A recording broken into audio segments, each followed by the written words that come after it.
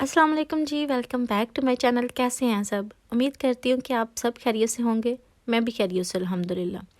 अभी आप मौसम देखें और इस मौसम की वजह से सर्दी जो है ना, हाय सर्दी बहुत हो गई है ठंड बहुत हो गई है जनाब। खैर हर जगह पे मुझे लगता है काफ़ी सर्दी हो गई है, काफ़ी यहाँ पे स्नो भी हुई है, लेकिन अभी हमारे पास स्नो रात को हुई थी और दिन को ख़त्म हो गई थी क्योंकि बारिश हो गई थी। अभी मैंने ना आयरन अपनी साफ़ करनी थी, वो बहुत ख़राब हो गई थी नीचे से। उसके लिए मैंने पेस्ट ली थी। सबसे पहले तो 1 टीस्पून थी, बहुत ज़्यादा नहीं मैंने ली थी, और तकरीबन 1 टीस्पून ही मैंने भर के जो बेकिंग सोडा होता है ना वो ऐड किया था। बेकिंग सोडा, बेकिंग पाउडर नहीं। और साथ थोड़ा सा मैंने विनेगर ऐड किया था और इन तीनों चीज़ों को अच्छे से मिक्स कर लेना है। तो मिक्स करके फिर आयरन को साफ़ करना है। मैं आपको आयरन भी दिखाती हूँ कि वो नीचे से काफ़ी ख़राब हो गई थी। जो मेरी पहले वाली आयरन थी बोश की थी, वो बहुत अच्छी थी, वो पहले नीचे से कभी भी ख़राब नहीं हुई थी, और जो ये वाली है ये बहुत जल्दी ख़राब हो जाती है। तो इसको साफ़ करना था क्योंकि अक्सर जब रेशमी कपड़े आयरन करने हो ना, तो उसकी वजह से ये बार बार फिर उसके साथ जुड़ती है, कपड़े ख़राब करती है। तो ये मैंने स्पंज लिया था बर्तन वाश करने वाला ही, और उससे इसको काफ़ी रगड़ना था। थोड़ा ज़ोरों का ही रगड़ना पड़ा था क्योंकि ये काफ़ी ज़्यादा पुराना था, मैंने इसको साफ़ नहीं किया था और ये बेचारा जुड़ ही गया था। ये सारा जो है ना ये ख़त्म ही नहीं हो रहा था। तो इसको रगड़ के साफ़ करना पड़ा, लेकिन साफ़ हो गई थी अच्छे से। मैं आपको दिखाती भी हूँ, लेकिन ये है कि आपको ज़रा ज़ोर आज़माई करना पड़ेगी। पोले पोले हाथों से करेंगे ना तो फिर नहीं होगा, ज़रा आपको हिम्मत करना पड़ेगी। तो स्पंज पे मैंने वही पेस्ट लगाई थी जो तीनों चीज़ों को मिक्स करके बनाई थी, और अगर आपको लगे कि वो ड्राई हो रही है तो साथ फिर आप बार बार थोड़ा सा विनेगर जो है ना वो स्पंज के ऊपर लगाएं और फिर इसको साफ़ करते जाएं तो ईज़िली साफ़ हो जाएगी। खैर ईज़िली तो नहीं होगी, आपको थोड़ी मेहनत करना ही पड़ेगी फिर ही साफ़ होगी, लेकिन साफ़ सुथरी हो जाएगी ये आप कह सकते हैं। लेकिन आपने बेकिंग सोडा लेना है, ठीक है जी, और कोई सोडा नहीं लेना और ना ही बेकिंग पाउडर। ठीक है जी, और अभी ये देखें साफ़ सुथरी हो गई है। उसके बाद मैंने क्या करना था कि मैंने लंच बनाना था, और हस्बैंड कह रहे थे कि उनके लिए फ़िश बना दें, और फ़िश मुझे ज़रा अच्छी नहीं लगती। बहुत सी चीज़ें मुझे ज़रा अच्छी नहीं लगती, जिनमें एक फ़िश भी है जो मुझे बिल्कुल पसंद नहीं है, मैंने कभी भी नहीं खाई और ना मैं खा सकती हूँ। खैर ये वैसे फ़िश भी अच्छी नहीं है इतनी, ये हमने लिडल से ली थी और पता नहीं था कि अच्छी है या नहीं है, लेकिन कोई फल-फूल नहीं है मतलब कोई अच्छी नहीं है। तो इसको मैंने निकाला हुआ था फ्रीज़र से। एक तो ये बहुत ही कोई पतली थी, इतनी पतली थी कोई बोटी मुझे नज़र ही नहीं आ रही थी कि थोड़ी बाइट करने वाला भी बंदा हो।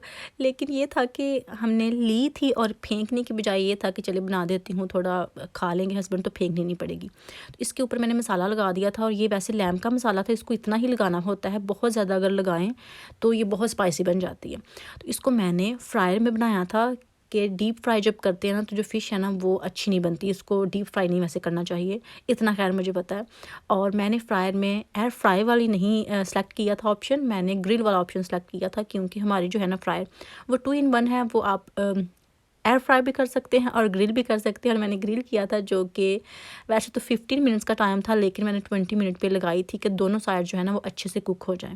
तो अभी मैं निकाल के देख रही थी, अभी एक साइड जो है वो थोड़ी सी रेडी हुई थी, तो फिर मैंने इसकी साइड जो है ना वो चेंज कर दी थी और फिर से थोड़ी देर के लिए मैंने लगा दिया था। वैसे इसका कोई ख़ास कलर चेंज नहीं हुआ था, कलर वैसा ही था, लेकिन कुक जो है वो हो गई थी अच्छी तरह से। ये अभी देख सकते हैं आप। पहले इसके पीस कितने बड़े थे और जनाब फ्रायर में श्रिंक हो गई और छोटी सी बन गई है। खैर दिखने में इस तरह की लग रही है, मुझे नहीं पता कि कैसी होती है कैसी नहीं, मैंने जैसी बनाई आपके साथ शेयर कर दी है। अभी मैंने अपने लिए फिर सोचा कि मैंने तो फ़िश खानी नहीं है, तो मैं ऐसा करती हूँ कि मैं अपने लिए नूडल्स बना लेती हूँ। तो ये वाली नूडल्स जो है ना ये हमने पहली बार ट्राई की हैं, और सच बताऊँ तो ये भी मुझे कोई पसंद नहीं आई मुझे पता नहीं क्यों कुछ पसंद नहीं आता। कभी कभी मुझे लगता है कि मैं ऐसी बंदी ना अकेली ही हूँ दुनिया में जिसको बहुत कम चीज़ें पसंद आती हैं। खैर छड्डो जी, अभी मैंने आपके साथ बहुत इंपॉर्टेंट बात करनी थी, वो ये कि मैं ड्राइविंग अपनी जो है ना वो पास कर गई हूँ फाइनली फाइनली। जी हाँ, मैंने आपको बताया था कि मेरा जो टेस्ट है ना वो जनवरी के एंड में है, एंड में ही था, लेकिन ऐसा हुआ कि मैं चेक करती रही थी और मुझे पहले की डेट मिल गई, तो मैंने सोचा कि मौका हाथ से नहीं जाने देते। तो मैंने अपने पहले इंस्ट्रक्टर से पूछा था कि आपके पास टाइम है तो प्लीज़ मुझे पहले कर लें। तो उन्होंने कहा कि जी वो कर सकते हैं, तो फिर मैंने सोचा कि जल्दी से करवा लेती हूँ। तो जब मैं गई टेस्ट देने, तो आपको अपनी स्टोरी बताती हूँ। फिर मुझे मेरे इंस्ट्रक्टर ने कहा था कि अगर तुम जल्दी वापस आ गई, वैसे टेस्ट जो है ना वो 45 मिनट का या 40 मिनट का होता है, फुल टाइम अगर तुमने स्टे कर लिया तो मतलब तुम पास हो गई। अगर 2-3 मिनट में भी तुम फेल हो गई, तो अभी कोरोना की वजह से वो ज़्यादा टाइम स्पेंड नहीं करते कार में, अगर बंदा पहले ही फेल हो जाए तो पहले ही वापस ले आते हैं। ये नहीं है कि पूरा टेस्ट लेने के बाद फिर वो वापस आते हैं और बताते हैं कि जी सॉरी आप फेल हो गए। तो अगर तुम पहले आ गई, टाइम देखती रहना, अगर पहले आ गई तो मतलब तुम फेल हो गई हो। अगर थोड़ा सा टाइम वहाँ पे गुजार लिया, पूरा टाइम मतलब 40 मिनट, तो फिर तुम पास हो गई। मैंने टेस्ट दे दिया, सारा मेरा हो रहा था। एग्जामिनर जो है वो मेरे साथ बैठा हुआ था। और जनाब जब मैं आई हूँ ना, अब टेस्ट सेंटर वापस आई हूँ, तो 30 मिनट हो गए थे। 30 मिनट से पहले ही मैं वापस आ गई थी, तकरीबन 28 मिनट। और मैंने सोचा कि लो जी, मैं तो फेल ही हो गई हूँ, क्योंकि मैं पहले आ गई हूँ टाइम से।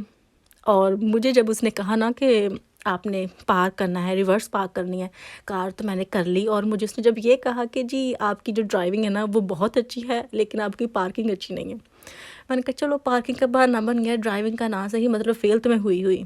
और फिर उसने मुझे अपना टैबलेट जब दिखाया ना, क्योंकि मैं उसको पता चल गया था कि मेरा मूड ऑफ हो गया है, इस वजह से जब उसने कहा था कि तुम्हारी पार्किंग अच्छी नहीं है, तो वो सोच रहा होगा कि शायद मैं ये सोचती हूँ कि फ़ेल हो गई। उसने मुझे अपना टैबलेट दिखाया, तो उस पर लिखा था पास। मुझे इतनी खुशी हुई, मैं आपको बता नहीं सकती, खैर आप फील भी कर सकते होंगे।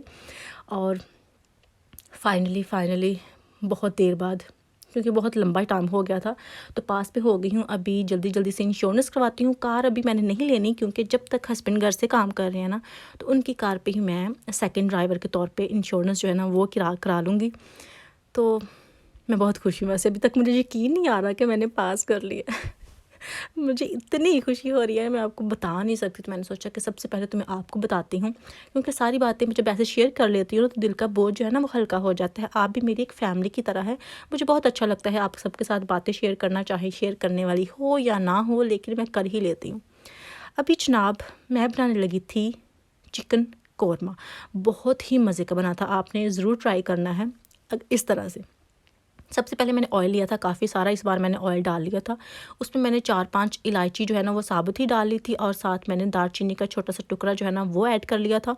तकरीबन 1 मिनट ही उसको मैंने ऑयल में रखा था। और उसके बाद मैंने तकरीबन 1 चम्मच गार्लिक का पेस्ट डाला था, और 1 चम्मच ही जिंजर का जो पेस्ट है ना वो ऐड किया था, और उनको तकरीबन 2 मिनट भून लिया था। और उसके बाद इसमें मैंने चिकन बोनलेस ऐड किया था, चिकन नहीं ऐड किया था, चिकन बोनलेस जो है वो ऐड किया था, और उसको भी अच्छे से भून लिया था जब तक उसका कलर ना चेंज हो जाए और जो ऑयल है ना वो अलग ना हो जाए। भूनने के बाद फिर इसमें मैंने ऑनियन जो है ना वो ऐड किए थे, उनकी पेस्ट बना ली थी, सिर्फ ऑनियंस की ही पेस्ट इस तरह से बनाई थी कि पहले उनको फ्राई कर लिया था और फिर उसको पेस्ट बना लिया था, अच्छे से पीस लिया था।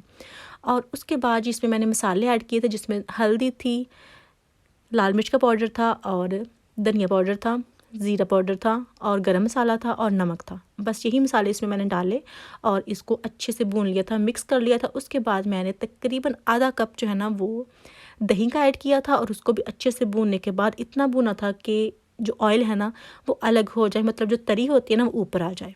तो फिर उसको भी भूनने के बाद मैंने 1 गिलास पानी ऐड कर दिया था इसमें, और फिर इसको कवर करके रख दिया था, क्योंकि बिल्कुल मैंने ड्राई नहीं करना था, थोड़ी सी इसमें जो ग्रेवी है ना थिक सी वो बनानी थी। और इस तरह जब ये रेडी हो गया था, तो फिर इसमें मैंने ऐड किया था जनाब काजू जो है ना, उनको मैंने पीस लिया था, पानी ऐड करके पेस्ट बना ली थी। और काजू तकरीबन मैंने आधा कप से थोड़े से कम लिए थे, और ये जनाब उसकी पेस्ट है, जो कि बड़ी अच्छी सी पेस्ट बन गई थी, ये मैंने ऐड कर दी थी। और फिर इसको भी अच्छे से मिक्स कर लिया था। जो मैंने गोश्त लिया है ना, ये मैंने तकरीबन आधा किलो लिया था, आधा किलो से थोड़ा सा ज़्यादा था, कम नहीं था। उस हिसाब से ये सारी कुकिंग जो है ना वो मैं कर रही हूँ। बाकी जितना आपका हो उस हिसाब से आप कर सकते हैं। नमक और मिर्च जो है ना वो अपने टेस्ट के हिसाब से होती है, ये मैं नहीं कह सकती आपने इतनी ही ऐड करनी है या उतनी ऐड करनी है।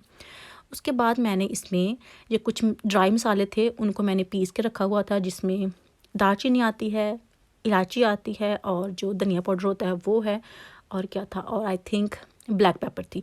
ये सारी चीज़ें मैंने पीस के रखी थी, वो थोड़ी ऐड कर ली थी। और साथ इसमें मैंने ऐड किया था जनाब केवड़ा वाटर, इससे भी बहुत अच्छी खुशबू आती है। और ये मैंने तकरीबन 1 चम्मच इसमें ऐड कर लिया था, अच्छे से मिक्स करके।